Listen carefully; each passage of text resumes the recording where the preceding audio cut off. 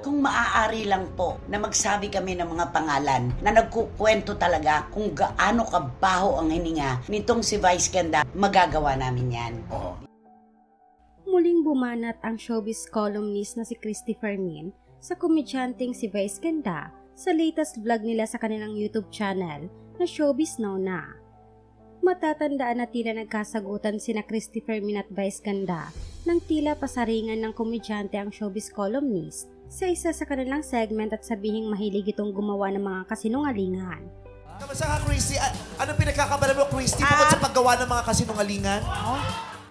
Kaagad na nag-viral ang video clip na ito mula sa It's Showtime dahil bagamat walang apelyidong binanggit si Vice sa kanyang biro, ay kaagad na nagets ng mga tao ang pinatatamaan niya.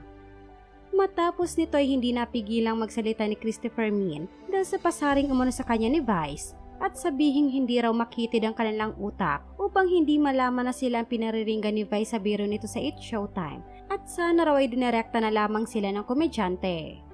Gigil na gigil din sinabi nito na kaya umano pinariringgan sila ni Vice ay dahil kinatigan umano sila ng MTRCB patungkol sa hindi umano magandang ginawa ng komedyante at ng partner nitong si Ayon Perez sa ring habang naka-live sa It's Showtime.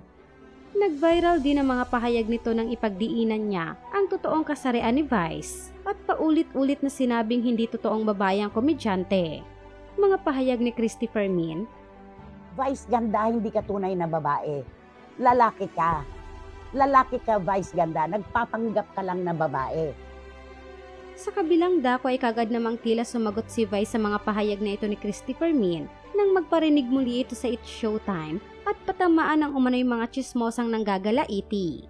Maliban dito ay pinagkatuwaan din ng marami ang post nito sa Twitter kung saan makikita dito ang GIF ng isang matandang babae at nilagyan niya ng nakakatawang caption. Samantala, makalipas nga lamang ang ilang araw ay muling nagpatama si Christy Fermin sa kanyang YouTube channel kay Vice at ipinagdiinan nilang amoy imbor na lang hininga ng komedyante. Ayon sa kanila, may reliable source umano sila na nagsabi nito na nung una pa nga raw ay inakala nilang biruan lamang. Mga pahayag ni Christy Fermin, galit na galit si Vice Ganda at ang kanyang mga alipores doon sa blind item natin na mabaho ang hininga. Umaalingasaw ang kanyang hininga na ang akala natin biruan, pero totoo pala. At kung maaari lang po na magsabi kami ng mga pangalan na nagkukwento talaga kung gaano kabaho ang hininga nitong si Vice Ganda, kung mabibigyan lang sana kami ng pagkakataon, magagawa namin yan. Kaya huwag kayong nagagalit. Sa bagay, truth hurts, di ba? Ang katotohanan talaga ay nananakit. Sa ngayon ay wala pang pahayag o patama si Vice Ganda sa mga bagong mga pahayag ni Christy Fermin laban sa kanya.